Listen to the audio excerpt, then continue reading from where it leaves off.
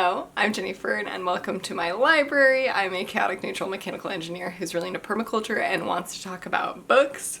So let's talk about books. I just thought I would love to read the first line of some books. So I thought I'll go through my current queue of books, my TBR, that I've just picked out, and I'm gonna read the first line in every book. First up, I have Anne of Green Gables, which I know is like a very long line. Mrs. Rachel Lynde lived just where the Avonlea main road dipped down into a little hollow, fringed with alders and ladies' eardrops, and traversed by a brook that had its source away back in the woods of the old Cuthbert place. It was reputed to be an intricate, headlong brook in its earlier course through those woods, with dark secrets of pool and cascade. But by the time it reached Lynn's Hollow, it was a quiet, well-conducted little stream, for not even a brook could run past Mrs. Rachel Lynde's door without due regard for decency and decorum.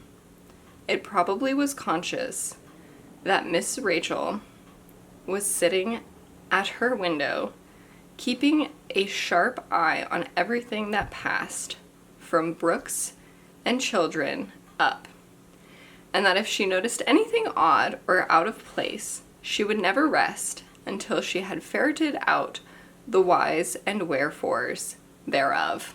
So I've read about half of this book already during previous sittings. I'm not sure how I feel about the first line, to be honest. It definitely sets a mood. It really sets a mood. And I suppose that is the purpose. So I think it does a good job. The next book I have on my list is Crime and Punishment. On an exceptionally hot evening, early in July, a young man came out of the garret in which he lodged in S Place and walked slowly, as though in hesitation, towards K Bridge. This doesn't really tell me that much. I have also read quite a bit of Crime and Punishment. I've read maybe about a little over a third of it back when I was in high school, or just out of high school, and I was really digging it, but I have to say there's not a ton to work with this line. Slowly and hesitation and exceptionally hot. Like, there are some good descriptions that are intriguing, but not a lot to go on. I have God Bless You, Mr. Rosewater by Kurt Vonnegut. A sum of money is a leading character in this tale about people, just as a sum of honey might properly be a leading character in a tale about bees. Money is a part of this story. It's also evidently a critical part of human existence. I'm so excited to read this. I haven't read a Vonnegut in a while, and I adore Kurt Vonnegut. So I'm very excited to read that. Next, let's do The Hidden Staircase by the Amalgam, which is Carolyn Keene. Nancy Drew began peeling off her garden gloves as she ran up the porch steps and into the hall to answer the ringing telephone. This is such a lame opener. That is such a lame opener. It tells us nothing. It tells us absolutely nothing about this story, her, anything. No vibe, nothing. Let's see if this next Nancy Drew can do better, and that's The Clue in the Crumbling Wall. Hurry, Nancy, Hannah Gruen called anxiously. The Drews' housekeeper held the front door open as jagged lightning cut the sky. A little bit more urgent, pressing. Okay, the next one I have is Shadow Puppets by Orson Scott Card. Well, this is a very interesting first line. I'm gonna show you it. Do you see that? So I'm gonna go just past the from, to, regarding, whatever. Wigan. Subject not to be killed. It's pretty interesting. It's pretty interesting. I'm a little worried, honestly, about dropping back into the Ender and Bean world. I haven't read Ender books since I was in college. I really, really enjoyed the books after Ender's Game that followed Ender. Children of the Mind, Speaker for the Dead, and Xenocide. I really liked them. I was definitely critical of them, but man, there was some interesting stuff in there. The next book I have is Undersea City by Frederick Pohl and Jack Williamson. Cadet Eden, Ten Hut. I'm gonna do the next one after that as well. I stopped at the edge of the deep water pool and stiffened to attention. I don't know, it's okay. This is actually making me a little bit concerned about reading this because so many older science fiction stories are like military based, and they're not my favorite genre of old sci-fi, the military basis, but I can understand that was definitely like on a lot of people's minds at the time. But I was literally just talking about Ender's Game. Can we get over myself? But I didn't say Ender's Game specifically. I said the books after Ender's Game, so I'm not a complete hypocrite. The next book I have is Dubliners by James Joyce. This must be my receipt from the Salvation Army, in which case I got this book in 2013, and I got 7 books for 60 cents each. What a good deal. I love that for me. First line. There was no hope for him this time. It was the third stroke. I'm very compelled by that. I really am. I am getting excited to read this. It seems good. Childhood's End by Arthur C. Clarke.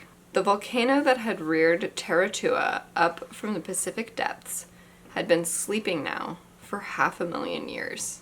Suspicious. Compelling. Into it. Now for The Foundling and Other Tales of Purdain by Lloyd Alexander. This is told of Dalben, greatest of enchanters in Purdain, how 3 black-robed hags found him when he was still a baby in a basket at the edge of the marshes of Morva. Yeah, I'm interested. Then we have a manga. I don't know how I'm going to do the first line of this. Well, yeah, let's just look at the first page. Building. Metropolitan Police Department. You sensed they were afraid. That's a good opening. That's a good opening. This is, I should say, volume 3. You sensed they were afraid. Then we have Wuthering Heights by Emily Bronte. Here's the problem.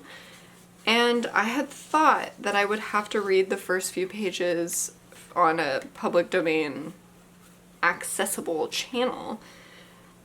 But it looks like this page, which was in backwards, is chapter 1.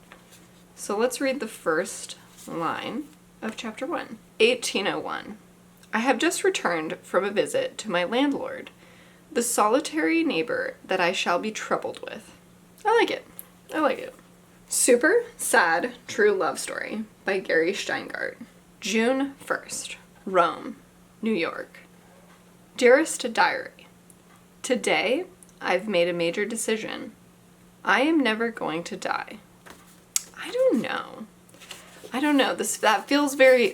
That felt so teen. That felt so teen to me. I didn't think this was gonna be teen. Next we have The Garden Jungle by Dave Goulson. This is nonfiction. I don't know how I feel about this. This book literally starts with a recipe. To make mulberry muffins, ingredients. And then it lists out ingredients. This was not how I was expecting this book to start. I did not think it was going to start with a recipe. Now we have Bed Bugs by Ben H. Winters. Hey Al, come look at this one. That is that is not a good first line. That wasn't good at all. Didn't like that at all. Next up, I have Strength to Love by Martin Luther King Jr. This opens with, "Be ye therefore wise as serpents and harmless as doves," Matthew 10:16.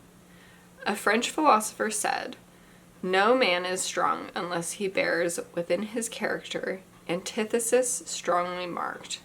What an interesting way to start. We have basically some other words. Also not explicitly named, just a French philosopher. What an interesting assertion to start with. So, compelling. I have been compelled. Next I have African Silences by Peter Matheson. Seen from the air west of Cape Verde, at the westernmost point of Africa, is Senegal. The ocean sunrise, clear red-blue, turns an ominous yellow, and the sun itself is shrouded, ghostly, in this dust of the northeast trade wind of the dry season, known as the harmattan, that blows across the Great Sahara Desert. I liked it until it got like already too nonfiction-y with the northeast trade wind of the dry season, known as the harmattan. I just think we're getting too in the weeds already. The last book that I have is Wind, Sand, and Stars. And the first line is, "In 1926, I was enrolled as student airline pilot by the," oh shit, this is in French. Latte Coeur. Latte Coeur.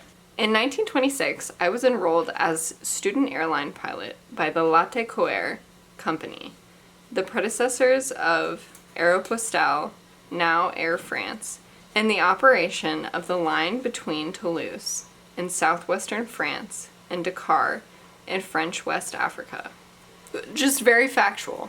Nothing intriguing, honestly, about that.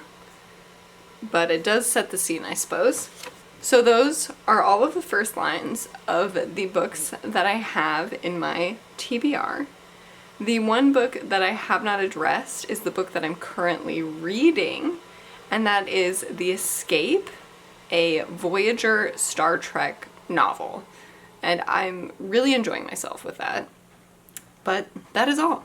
Thank you all so much for watching. If you enjoyed this, consider sharing it with a friend who you think would also enjoy it. Consider liking and subscribing. And I will talk to you again soon.